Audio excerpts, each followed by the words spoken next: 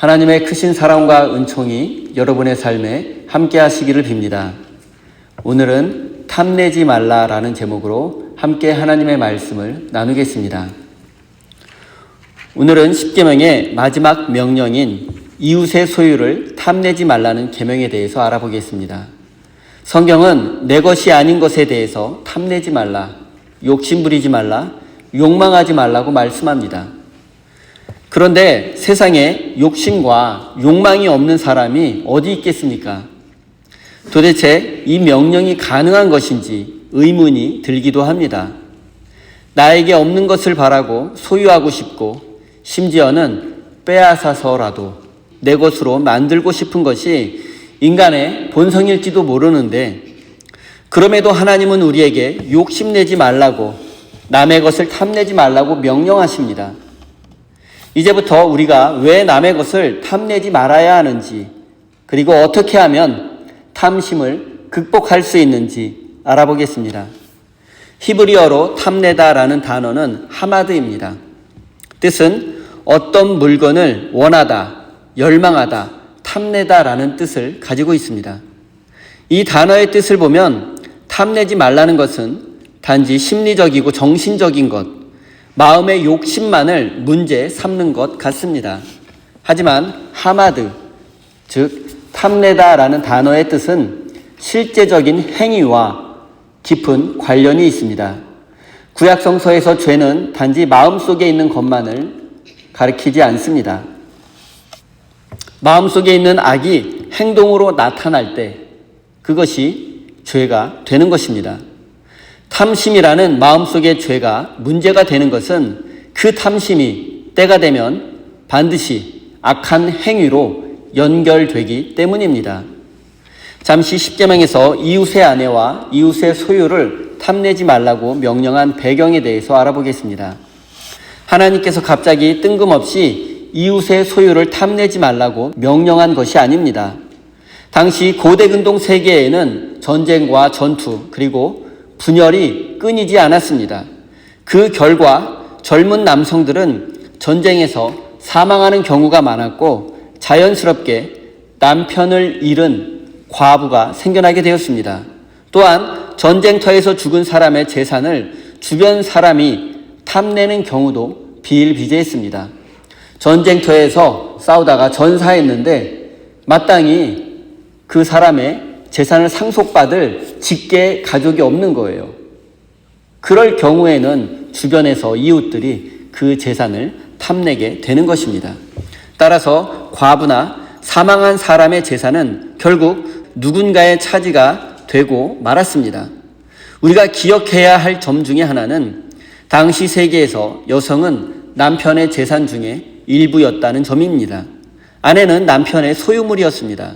따라서 남의 아내를 탐내는 것은 남의 재산을 탐내는 것과 마찬가지였습니다. 우리가 살고 있는 민주주의 세상은 모든 사람이 법 앞에 평등함을 전제로 한 세상입니다. 물론 현실에서는 이 원칙이 잘 지켜지지 않는 경우도 있습니다. 하지만 고대 근동 사회에는 법이 존재하기는 했지만 신분에 따라 다른 원칙이 적용됐고 실제로는 승자 독식, 약육 강식의 사회라고 말할 수 있습니다. 이런 세상에서 높은 신분의 사람은 자신의 부와 권력을 지키고 확대하기 위해서 남의 것을 탐내게 되었고, 낮은 신분의 사람은 먹고 살기 위해서 그리고 조금이라도 더 높아지기 위해서 남의 것을 탐내는 것이 일상이었습니다. 현대인들은 합리적 이성과 비교적 평등한 법이라는 제도가 있기에 대놓고 욕망과 욕심을 추구하기가 어렵습니다. 나에게 힘이 있다고 해서 막무가내로 이웃의 것을 탐내기가 어렵습니다. 하지만 고대 세계에서는 끝없는 전쟁과 분열로 주인 없는 물건이 많았고 그것은 대부분 힘 있는 자들의 차지가 되었습니다. 또 전쟁과 약탈은 고대 세계 경제 활동의 한 부분이기도 했습니다. 이런 배경 속에서 하나님은 당신의 백성들에게 이런 악순환의 고리를 끊어야 한다고 말씀합니다. 그래서 십계명을 통해서 이웃의 아내를 포함해서 이웃의 그 어떤 소유물도 탐내지 말라고 명령하신 것입니다. 우리는 우리 자신을 믿거나 신뢰해서는 안 됩니다. 만약 여러분에게 남의 것을 빼앗을 수 있는 무제한적인 힘과 권력이 있다고 한번 가정해 보십시오. 그러면 여러분은 그 힘과 권력을 가지고도 남의 것에 욕심내지 않을 수 있겠습니까? 간절히 소유하고 싶은 것을 탐내지 않을 수 있겠습니까? 예수님은 마음속으로 품은 간음이나 탐심에 대해서도 책망하셨습니다. 또 하나님은 외모를 보지 않으시고 우리 중심을 보신다고 하셨습니다. 그런데 이를 단지 마음속의 죄에 대한 책망으로 생각해서는 안 됩니다. 마음속의 죄는 때가 되고 상황이 허락되는 순간에는 언제든 행동으로 나타날 수 있기 때문입니다. 내가 힘이 없고 상황이 허락되지 않을 때에는 사람들 앞에서 그렇지 않은 것처럼 행동하지만 은밀한 가운데 또 교묘한 방법으로, 탐심은 그런 방법으로 나타나는 것입니다. 사랑하는 성도 여러분, 우리 모두의 마음속에는 탐심이 있습니다. 욕망과 욕심이 있습니다. 크고 작음의 차이가 있을 뿐입니다. 만약 우리에게 무제한적인 힘과 권력이 주어진다면 어쩌면 우리는 마음속에 있는 탐심과 욕망을 실행에 옮길지도 모릅니다.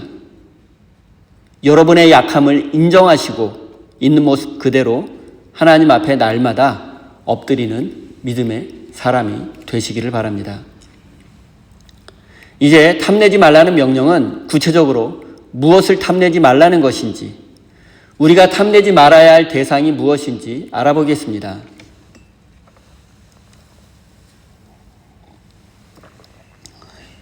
10번째 계명은 분명히 우리에게 이웃의 아내와 이웃의 그 어떤 소유물도 탐내서는 안 된다고 명령합니다. 성경은 분명히 이웃의 것을 탐내어서는 안 된다고 말씀하며 이웃의 존재를 강조합니다. 인간은 사회적 존재이기에 홀로 존재할 수 없습니다. 그래서 공동체를 이루어 서로 돕고 살아야만 인간다운 삶을 살 수 있습니다. 그 어떤 인간도 이웃이 없이 혼자 존재할 수 없습니다. 이웃이란 나의 존재를 돕고 내가 존재할 수 있는 근원 중에 하나이기도 합니다.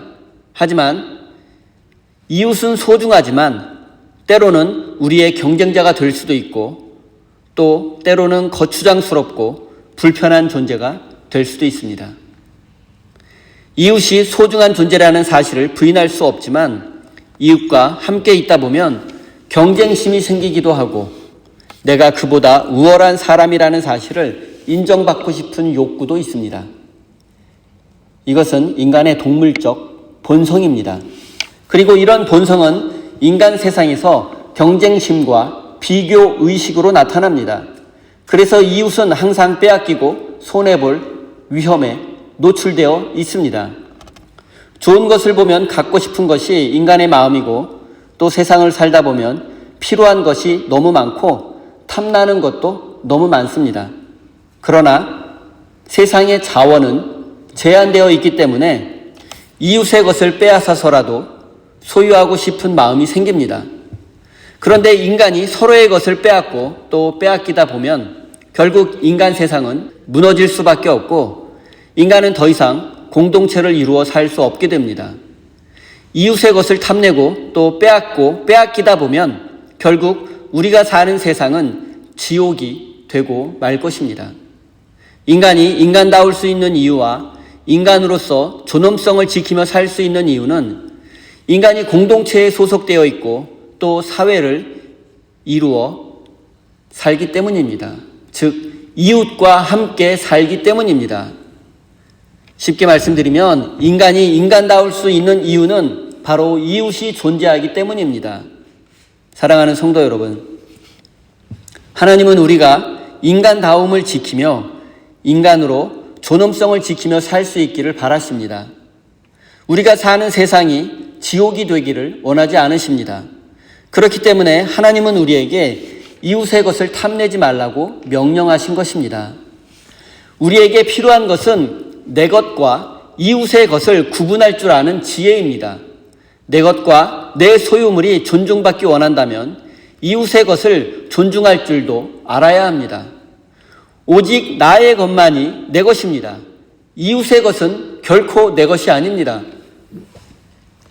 너무나 당연한 말인데 우리 안에 있는 탐심이 폭발하게 되면 분별심이 사라지고 이웃의 것을 내 것인 양 착각하게 됩니다. 우리가 분명한 소유의식을 가질 때 우리는 이웃의 소유를 탐내지 않을 수 있게 될 것입니다. 너무나 유명한 다윗의 이야기를 한번 생각해 보십시오. 이스라엘의 왕 다윗은 부하장군 우리아의 아내를 성폭행했고 심지어 살인교사해서 그녀의 남편을 살해했습니다. 다윗은 간음죄와 살인죄를 지었지만 직접적인 죄는 제10계명 내 이웃의 소유를 탐내지 말라는 명령을 어긴 것입니다. 이스라엘을 포함한 고대 근동 세계에서 아내는 남편의 소유물로 인정되었습니다. 그리고 다윗은 우리아의 소유물이었던 그의 아내를 강제로 빼앗은 죄를 지었습니다. 같은 시기에 주변 국가들에서 왕은 타인의 아내를 포함해서 타인의 모든 소유물을 마음대로 빼앗고 소유할 수 있었습니다. 고대 근동 세계에서 왕과 같은 권력자들에게는 네 것 내 것이 없었습니다. 모든 것이 내 것이었습니다. 왕의 권력으로 못할 것이 없었습니다. 하지만 이스라엘의 하나님은 그것을 허락하지 않으셨습니다. 아무리 힘없는 백성이라 할지라도 아내와 재산을 소유할 권리를 인정해 주셨고 그것을 권력자들이 빼앗아가지 못하도록 법으로 보호해 주셨습니다. 적어도 하나님이 다스리는 이스라엘에서는 그 누구도 이웃의 재산을 함부로 빼앗을 수 없었습니다. 하나님은 사유재산을 인정해 주셨고 보호해 주셨던 것입니다. 그것도 권력자들의 사유재산뿐만 아니라 힘없는 백성들의 사유재산까지 하나님은 인정해 주셨고 보호해 주셨습니다. 사랑하는 성도 여러분, 하나님께서 우리에게 이성과 양심을 주신 것은 내 것이 소중한 만큼 이웃의 것이 소중함을 알고 서로의 것을 지켜주고 존중하는 것이 하나님의 뜻임을 알려주기 위해서입니다.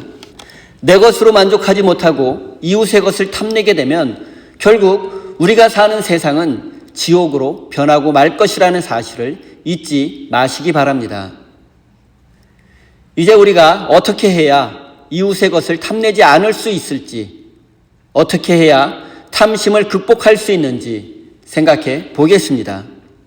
보통 인생의 어려운 문제들은 그 원인을 정확히 알게 되면 답을 쉽게 알 수 있습니다. 탐심의 문제도 그렇습니다. 왜 인간이 남의 것에 욕심을 내게 됩니까? 간단합니다. 자신이 가진 것에 만족하지 못하기 때문입니다. 지금 내가 소유한 것에 만족하지 못하기 때문에 남의 것에 욕심을 내고 탐내게 되는 것입니다. 그런데 문제는 인간의 탐욕이 끝이 없다는 점입니다. 어쩌면 인간은 자신의 것으로는 결코 만족할 수 없는 욕망하는 존재인지도 모르겠습니다. 인간의 욕망이 끝이 없을지도 모른다는 문제가 있기는 하지만 이제 우리가 이웃의 소유를 탐내는 이유는 정확히 알게 되었습니다. 내 것에 만족하지 못하기 때문입니다. 그렇다면 이웃의 것을 탐내지 않을 수 있는 방법은 간단합니다. 내 것에 만족하면 됩니다. 성경은 이것을 자족이라고 말합니다. 자신의 것에 만족한다는 뜻입니다. 일반적으로 자족이란 자기에게 없는 것이 아니라 있는 것을 중요하게 여기고 만족하는 마음의 상태를 의미합니다. 그런데 이런 자족하는 마음은 세상의 것들을 소유하고 사랑함으로써 더 많이 소유함으로써 얻어지는 것이 아니라 하나님을 사랑하는 마음에서 얻어지는 것입니다. 우리가 하나님을 진정으로 사랑할 때 우리 마음속에 자족이 가득하게 될 것입니다. 즉 세상 물질을 사랑하면 할수록 탐심은 커지지만 하나님을 사랑하면 할수록 우리의 탐심은 줄어들게 됩니다. 왜냐하면 하나님 한 분만으로 만족할 수 있기 때문입니다. 하나님이 우리 마음속에 가득하면, 하나님의 은혜가 우리 마음속에 충만하면 다른 것이 없어도, 부족해도, 마음에 들지 않아도 하나님 한 분만으로 만족할 수 있기 때문에 우리는 자족할 수 있습니다. 사랑하는 성도 여러분, 하나님을 더욱 사랑해 보십시오. 하나님의 은혜를 충분히 누리십시오. 하나님의 은총을 기억해 보십시오. 그러면 여러분의 마음이 충만해지고 가득 채워질 것입니다. 여러분의 마음이 하나님의 은혜로 가득 채워지게 되면 탐심이 들어올 자리가 없습니다. 탐심을 물리치려고 애쓰지 마십시오. 끝없는 욕망을 채우려고 헛수고하지 마십시오. 그 대신에 하나님께서 여러분에게 주신 것에 감사하고 만족하십시오. 지금 여러분이 가진 것에 만족하십시오. 자족하십시오. 사랑하는 성도 여러분, 하나님이 여러분에게 주신 것을 떠올려 보십시오. 부모님, 자녀, 그리고 가족을 생각해 보십시오. 그들이 존재하는 것만으로도, 그들이 나의 부모님, 나의 자녀, 나의 가족이라는 사실만으로도 우리는 기뻐할 수 있습니다. 하나님이 우리를 사랑하신다는 그 사실을 기뻐하십시오. 비로소 그때 우리는 자족할 수 있게 될 것입니다. 사도 바울은 빌립보서 4장에서 이렇게 고백합니다. 11절, 13절입니다. 내가 궁핍해서 이렇게 말하는 것이 아닙니다. 나는 어떠한 처지에서도 스스로 만족하는 법을 배웠습니다. 나는 비천하게 살 줄도 알고 풍족하게 살 줄도 압니다. 배부르거나 굶주리거나 충족하거나 궁핍하거나 그 어떤 경우에도 적응할 수 있는 비결을 배웠습니다. 나에게 능력을 주시는 분 안에서 나는 모든 것을 할 수 있습니다. 바울은 복음을 전하는 삶을 통해서 많은 고난과 고통을 겪었습니다. 하지만 그는 불행하지 않았습니다. 오히려 어떤 삶에도 적응할 수 있는 일체의 비결을 배웠습니다. 또한 스스로 만족하는 법, 자족하는 법을 배웠습니다. 그래서 바울은 이제 예수님 안에서 어떠한 상황에서도 자족할 수 있다고, 모든 것을 할 수 있다고 고백합니다.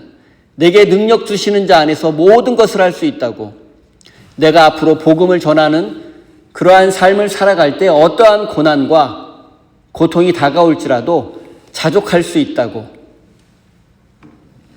하나님이 나에게 능력 주시면 나는 모든 것을 할 수 있다고 바울은 고백합니다. 바울은 또 디모데전서 6장에서 이렇게 말씀합니다. 6절부터 8절까지입니다.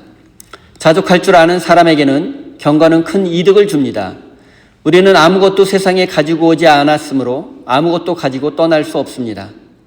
우리는 먹을 것과 입을 것이 있으면 그것으로 만족해야 할 것입니다.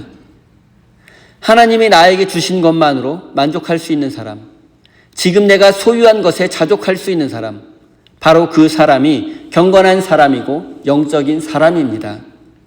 우리가 남과 비교하면 원망하고 불평하게 되고 결국 불행한 인생이 될 것입니다. 그리고 자신에게 주어진 삶에 만족하지 못하고 자족하지 못하면 그 마음은 욕심으로 변하여 결국 이웃의 소유를 탐내게 될 것입니다. 사랑하는 성도 여러분, 사도 바울은 우리에게 어떠한 상황에도 자족하는 사람이 되라고 말씀합니다. 자신에게 주어진 삶에 만족하는 사람이 경건한 사람, 영적인 사람이라고 말씀합니다. 우리가 진정으로 자족하는 사람이 될 때 비로소 탐심을 이겨낼 수 있을 것입니다.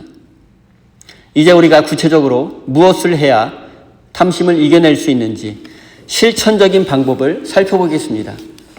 우리가 이웃의 소유를 탐내지 않을 수 있는 구체적인 방법은 간단합니다. 거꾸로 우리의 소유를 이웃에게 나누어 주는 것입니다. 이웃의 것을 탐내는 대신에 오히려 우리의 소유를 나누어 주는 것입니다. 디모데전서 6장에 이런 말씀이 있습니다. 나누어 주기를 좋아하고 너그러운 자가 되어라. 이것이 참 생명을 얻는 길이다. 라는 말씀입니다. 현대인들은 자본주의 세상에서 늘 자신을 타인과 비교하게 되고 또 우리가 사는 세상은 우리에게 소비를 부추깁니다. 그리고 세상은 우리의 욕망에 제한이 없으니 끝없이 욕망하라고 유혹합니다. 더 많이 소유하고 더 높이 올라가는 것이 하나님의 축복이라고 우리에게 속삭입니다. 일단 수단과 방법을 가리지 말고 성공해야 한다고 말합니다. 성공한 후에 하나님께 영광 돌리면 된다고 합니다. 하지만 이 모든 것은 거짓말이고 사탄의 속임수에 불과합니다. 하나님은 우리에게 무제한적인 욕망을 허락한 적이 없으십니다. 오히려 우리가 욕망의 노예가 되는 것을 염려하십니다. 욕망의 끝은 파멸이고 지옥이기 때문입니다. 우리가 이 세상을 살면서 누릴 수 있는 만족에는 여러 가지가 있습니다. 대표적인 것이 돈과 성공이 주는 만족입니다. 사람들은 돈이 많을수록 더 큰 성공을 거둘수록 만족해야 합니다. 주변 사람들도 그러한 모습을 부러워합니다. 하지만 그리스도인은 하나님 한 분만으로 만족하는 사람입니다. 예수 그리스도 안에 참된 만족이 있음을 믿는 사람이 바로 그리스도인입니다. 그렇다면 마땅히 그리스도인은 하나님만으로 만족할 수 있어야 하고 예수 그리스도 안에 있는 만족을 추구해야 합니다. 지금 여러분은 어떤 만족을 추구하고 계십니까? 여러분은 여러분의 삶에 만족하십니까? 지금 여러분이 하나님 한 분만으로 만족하지 못하고 구원받은 사실에 감사하지 못하고 기뻐하지 못한다면 지금 여러분은 영적으로 병들어 있는 환자입니다. 세상의 것을 탐내고 이웃의 소유를 욕망하고 있기 때문에 영적인 병에 든 것입니다. 사랑하는 성도 여러분, 하나님은 우리에게 영원한 생명을 주셨고 죄인이었던 우리를 구원해 주셨습니다. 우리는 이것만으로 만족해야 합니다. 이 진리 안에서 자족해야 합니다.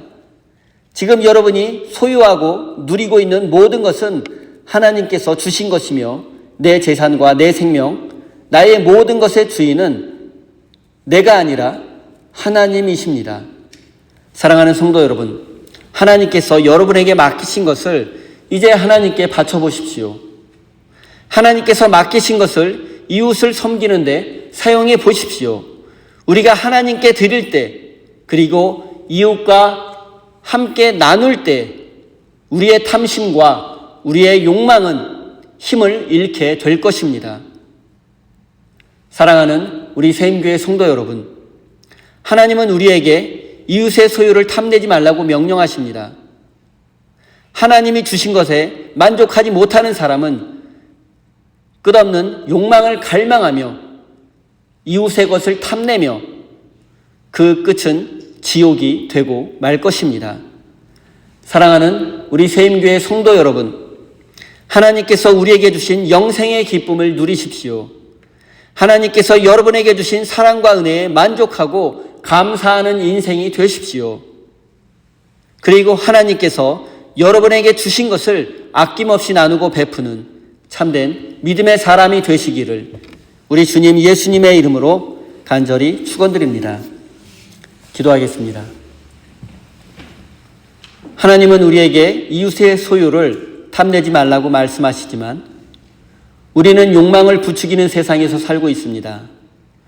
우리에게 세상의 욕망과 욕심이 없었으면 좋겠지만 우리 안에 욕망이 있음을 고백합니다.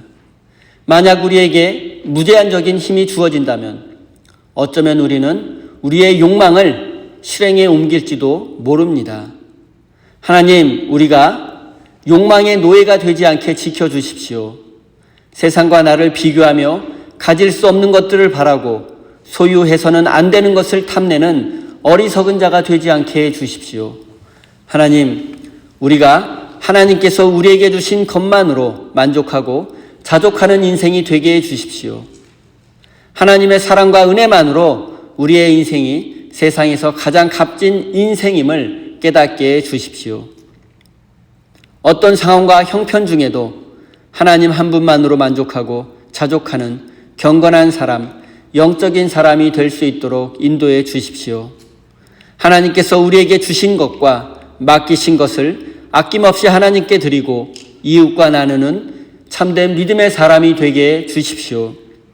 사랑의 하나님, 우리 새임교회 성도들이 하나님의 은혜에 감사하며 믿음의 예물을 올려드립니다. 기뻐 받아주시고 이 예물을 통하여 우리 교회가 든든히 세워져 가게 하시고 하나님의 나라와 이웃을 위해서 사용할 수 있도록 인도해 주십시오. 바친 모든 손길들을 기억하여 주시고 저들의 삶에 하나님의 기쁨과 평화가 가득하게 해 주십시오. 우리 모든 성도들이 욕심을 내려놓게 하시고 탐심을 물리쳐 하나님께 쓰임 받을 수 있는 하나님의 은혜의 통로가 될 수 있도록 축복해 주십시오. 예수님의 이름으로 기도드립니다. 아멘.